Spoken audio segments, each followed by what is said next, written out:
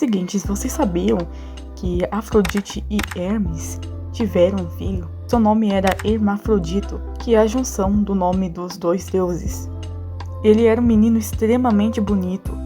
Um dia, uma ninfa chamada Salmacis acabou se apaixonando por ele, e ela foi tomada pela luxúria, pela beleza do jovem.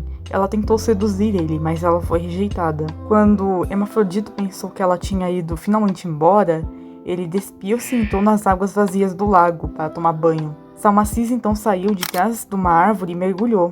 Enlaçou o corpo dela no corpo dele e beijou ele violentamente. Enquanto ele tentava lutar para se soltar dela, ela invocou aos deuses para nunca mais separá-los. Seu desejo foi concedido, fazendo seus corpos se misturarem, transformando o Hermafrodito no que hoje a gente conhece como Hermafrodita, que seria a junção das características do sexo feminino com o sexo masculino. E esse conto acabou inspirando o termo hermafrodita. Olá, quem tá falando aqui é o Enigma Animal, e eu decidi contar essa história do início porque eu achei interessante trazer a origem do termo hermafrodita. E hoje nós veremos aqui 10 espécies que são naturalmente hermafroditas. No reino animal, existem as seguintes formas para a reprodução. Existe o macho, que possui gametas masculinos, que são os espermatozoides. Existe a fêmea, que possui gametas femininos, que são os óvulos. Existe o hermafrodita, que possui gametas femininos e masculinos. Existem dois tipos de fecundação. Tem a fecundação cruzada, onde dois indivíduos trocam seus gametas com a informação genética, que é aquela reprodução que precisa de um outro indivíduo para fazer.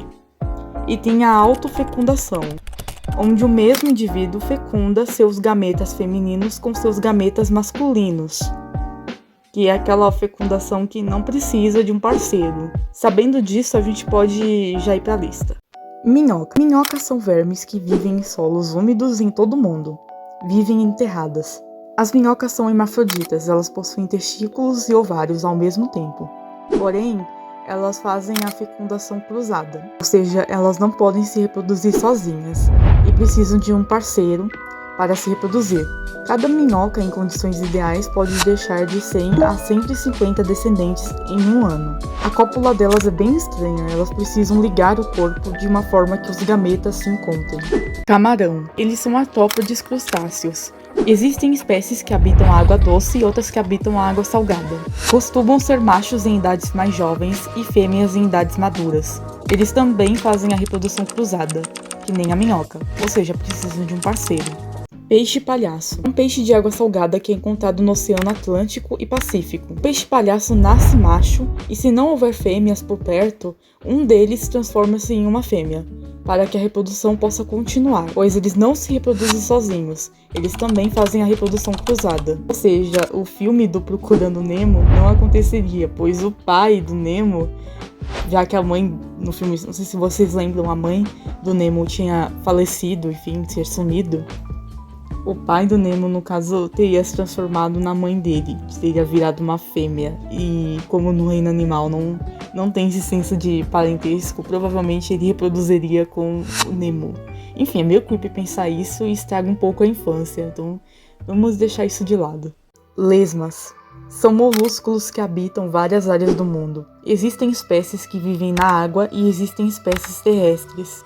Quando uma lesma está pronta para acasalar, ela produz um cheiro específico através da gosma que ela libera quando se rasteja. Elas não se reproduzem sozinhas, fazem reprodução cruzada, vivem até 2 anos, chegam a depositar até 6 ovos por ano, até 30 ovos de cada vez. São hermafroditas e, nas condições certas, os ovos eclodem em poucas semanas, mas podem hibernar até que a umidade seja suficiente. E, diga-se de passagem, a cópula delas é bem nojenta. Tênias. São vermes plateumintos. Geralmente são hermafroditas e podem se reproduzir assexuada ou sexualmente, isso depende da espécie. Ou seja, a maioria das espécies de tênia não precisam de um parceiro. Elas fazem a autofecundação. Por isso ela é conhecida como solitária. E aí ela se reproduz sozinha mesmo dentro do seu intestino, enfim. Esses trecos aqui dela se chama proglótis. um útero e um testículo. E eles são conhecidos como proglotes grávida. Eles ficam cheios de ovos, e aí eles se soltam do corpo dela. Estrela do mar. Existem mais de 900 espécies de estrelas no mar e no fundo dos oceanos de todo o mundo. As estrelas do mar podem possuir sexos separados, mas a maioria é hermafrodita, e a maioria também apresenta reprodução assexuada. É comum que isso envolva uma divisão do disco central, de forma que o animal se separa em duas partes. Cada metade então regenera a parte perdida do disco e dos braços, formando assim outra estrela. Mas há espécies que são exceções e que fazem a reprodução sexuada. Hidra de água doce. Um animal que, como diz o nome, vive em água doce, normalmente limpa e fria. Ele pode se reproduzir assexualmente. Neste caso da hidra, nasce um gomo na superfície dela, que cresce e quando já está madura, ele se separa da hidra. E em seguida, ele fixa em um lugar e continua a se desenvolver independentemente. A reprodução assexuada também possui a capacidade de regeneração. Ele não realiza a reprodução sexuada, ou seja, ele não precisa ter relações sexuais para se reproduzir. Esponja. São animais marinhos ou que vivem na água doce. As esponjas podem se reproduzir de duas formas, assexual e sexual, conforme as condições ambientais. Existem algumas espécies de esponja que não são hermafroditas, mas a maioria é. E eu vou explicar aqui as formas de reprodução da esponja. Reprodução sexual. Os espermatozoides saem da esponja pelo oscolo e penetram na outra esponja pelos poros e chegam até os óvulos. Reprodução assexual. Surge um broto no corpo da esponja, podendo se soltar e dar origem a uma nova esponja, ou continuar preso no corpo dela e formar uma colônia. Fragmentação. Pequenos fragmentos de uma esponja podem dar origens a novos indivíduos, pois as esponjas possuem um grande poder de regeneração. Corais. Sim, os corais são animais e não algas marinhas.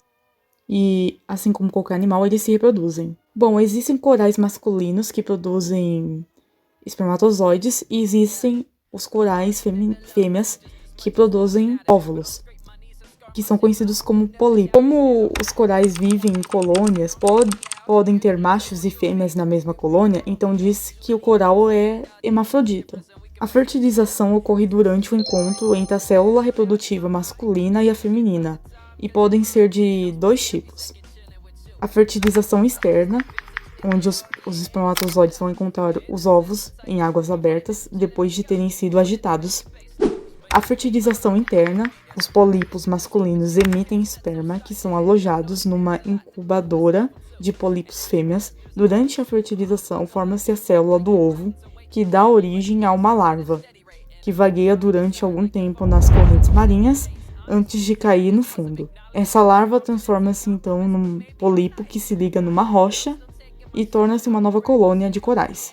A reprodução sexual permite a propagação de corais em novos espaços, garantindo ao mesmo tempo a mistura genética. E o coral também pode se reproduzir de outra forma, que é conhecida como reprodução assexuada. Podem ocorrer fragmentos do coral que acontecem devido a distúrbios naturais, tipo tempestades, ciclones ou algum predador. Se a peça fragmentada, que pode ser chamada de corte, estiver no ambiente favorável, continuará a crescer e a formar uma nova colônia. Assim, ela pode se reforçar em algum local no fundo do mar. Planárias são vermes plateumintos distribuídos primeiramente em ambientes marinhos, mas também são encontrados em áreas terrestres e de água doce.